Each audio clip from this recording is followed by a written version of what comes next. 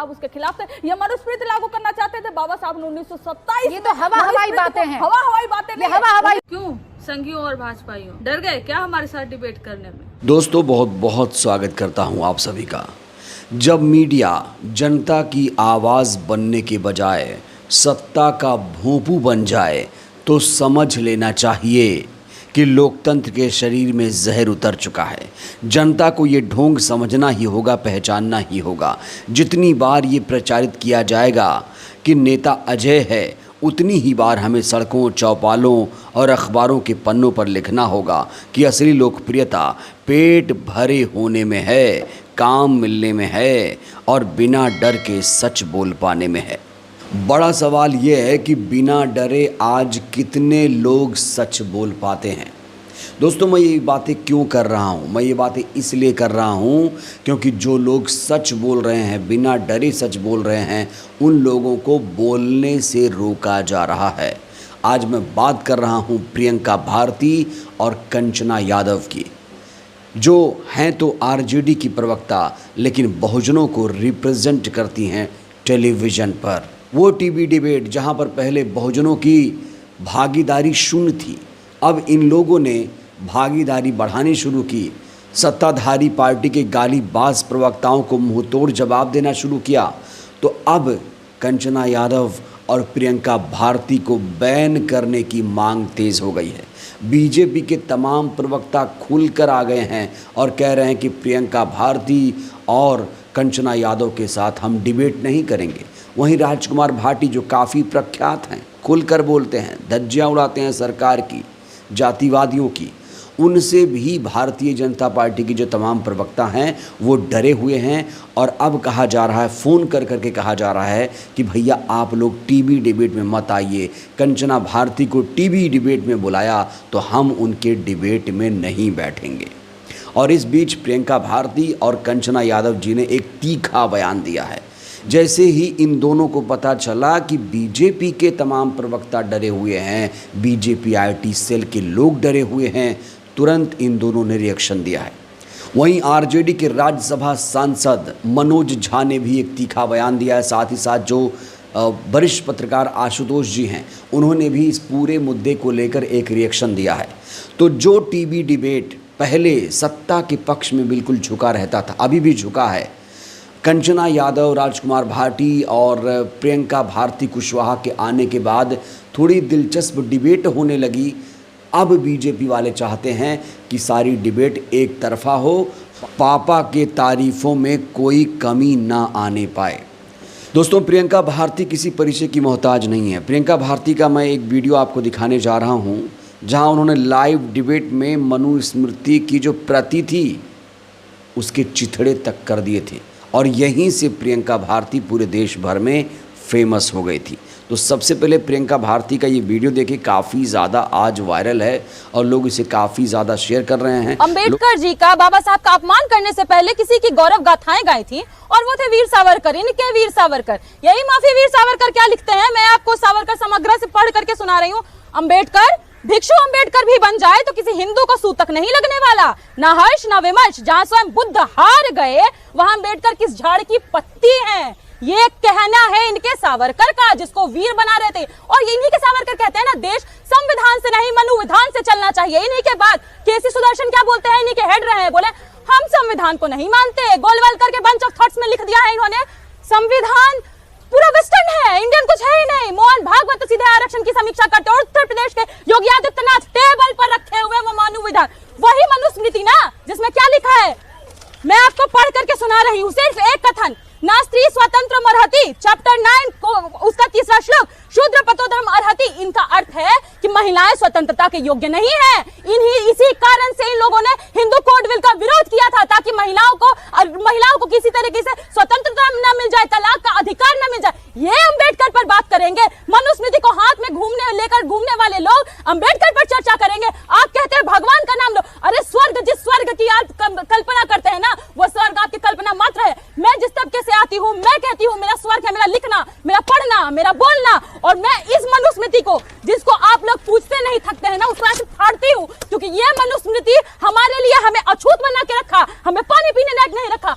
आप लोग मनुस्मृति मूर्ति को पूजने वाले लोग हैं। आपको कोई अधिकार नहीं है कि बाबा साहब के ऊपर आप एक शब्द भी कहें। इस बीच राज्यसभा सांसद मनोज झा ने भी इस पूरे मामले को लेकर एक बड़ा बयान दिया है।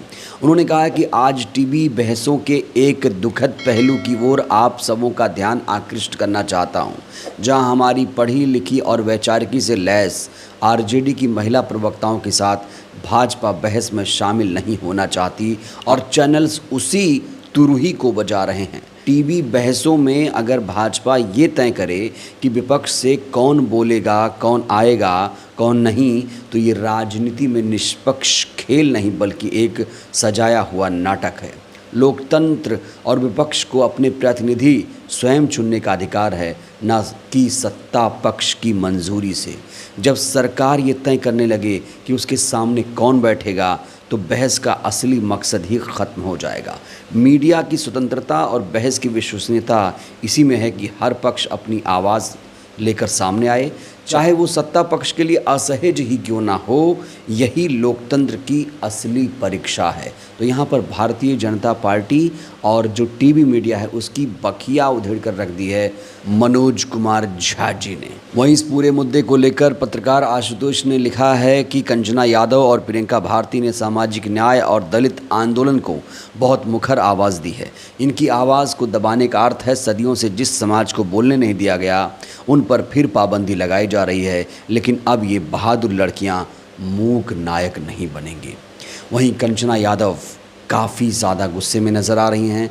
कंचना यादव ने एक वीडियो जारी करके भारतीय जनता पार्टी के तमाम प्रवक्ताओं को मुंहतोड़ जवाब दिया है। बिना देर के आप कंचना यादव जी का ये वीडियो देखिए दोस्तों। क्यों संघियों और भाजपाइयों डर गए क्या हमारे साथ डिबेट करने में? राजद की महिला प्रवक्ताओं के साथ डिबेट करने में अगर डर लगता है तो अपने प्रवक्ताओं को थोड़ा सा सिखाकर भेजिए, थोड़ा सा पढ़ाकर भेजिए, थोड़ा सा तर्क देकर भेजिए, थोड़ा सा गाली गलौज से ऊपर उठकर थोड़ा सा कुछ पढ़ा लिखा दीजिए, तो हमारे साथ डिबेट कर पाएंगे। बेचारों को गाली देने के अलावा कुछ आता नहीं है। लाइव में बैठकर दूसरों की माँ बहन को गाली देना ये भाजपा के प्रवक्ताओं को आता है और यही करते हैं, और भाजपा उन्हें बैन भी नहीं करती। और भाजपा अपने प्रवक्ताओं को राजद की महिला प्रवक्ताओं के सामने बैठाने में डरती है, और इसी वजह से मेरे साथ बैठने में भाजपा ने अपने प्रवक्ताओं को पीछे खींच लिया कि इसके साथ मत बैठिए। अरे हिम्मत है तो शेर की तरह मैदान में उतरिए, डिबेट करिए तर्कों पर, फैक्ट पे। ये आपका जो प्रोपेगेंडा नैरेटिव होता है ना, उस नैरेटिव को फेल हो जाता है ना राजद की महिला प्रवक्ताओं के सामने, इसलिए डर गए। इसलिए कंचना यादव के साथ डिबेट नहीं करेंगे भाजपा के प्रवक्ता।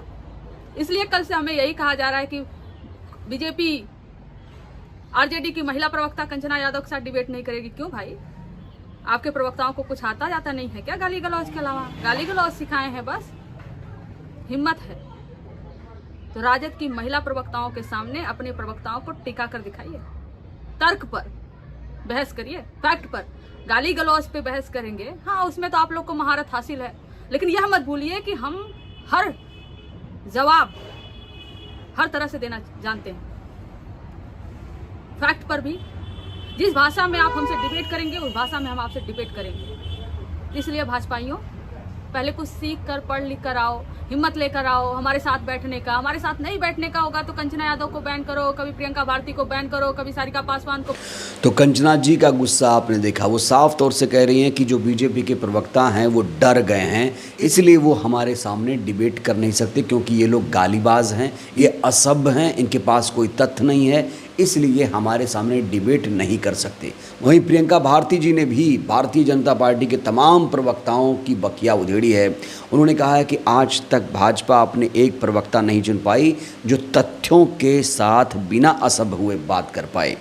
एक पर एक गालीबाज प्रवक्ता बनाए हुए है, जो जितना खराब भाषा बोलता है उसे उतना प्रमोट करते हैं, और ख़ुद उसी भाषा में जवाब मिले तो तकलीफ़ होती है। प्रवक्ता छोड़िए, कितने एंकर खुद मेरे साथ डिबेट नहीं करना चाहते।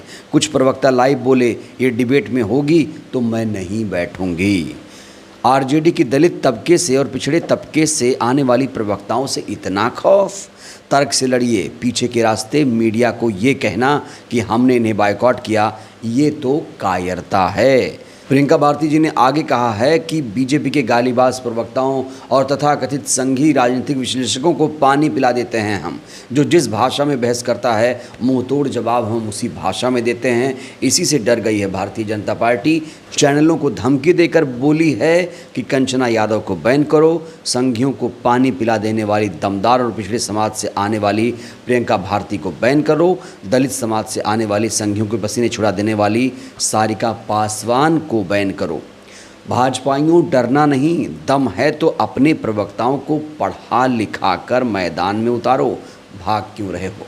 कितनी लॉजिकल बातें कही हैं प्रियंका भारती ने। दोस्तों, बीजेपी में क्या कोई ऐसा प्रवक्ता आपको कभी दिखा है जो सभ्य हो, जो गाली ना देता हो, जो महिलाओं से बदतमीज़ी ना करता हो, जो अच्छी अच्छी बातें करता हो, जो हिंदू मुस्लिम ना करता हो, जो जहर ना घोलता हो? कोई एक प्रवक्ता आप बता दीजिए, बताइएगा ज़रूर। प्रियंका भारती और कंचना यादव कैसी प्रवक्ता लगती हैं आपको दोस्तों? और जो साजिश इनके खिलाफ रची जा रही है, अगर उस साजिश में बीजेपी कामयाब हो जाएगी तो इसका अंजाम क्या होगा? और सबसे बड़ा सवाल ये, क्या आप लोग अभी भी टीवी मीडिया देख रहे हैं? प्रतिक्रिया दीजिएगा। बहुत बहुत धन्यवाद।